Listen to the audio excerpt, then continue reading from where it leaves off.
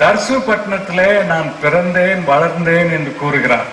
அதுல விசேஷம் என்னவென்றால், தர்சு பட்டணத்திலே ஒரு நல்ல ஒரு பெரிய பல்கலைக்கழகம் ஒன்று உண்டு.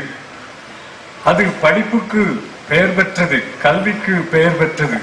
A great university in Tarsus. That's where Paul grew up. அந்த பல்கலைக்கழகத்திலே அவர் ரோம கலாச்சாரத்திலிருந்து, எபிரேய கலாச்சாரத்திலிருந்து, கிரேக்க கலாச்சாரத்திலிருந்து என்னென்னவெல்லாம் நல்லது கிடைக்குமோ அதையெல்லாம் பெற்றுக்கொண்டார்.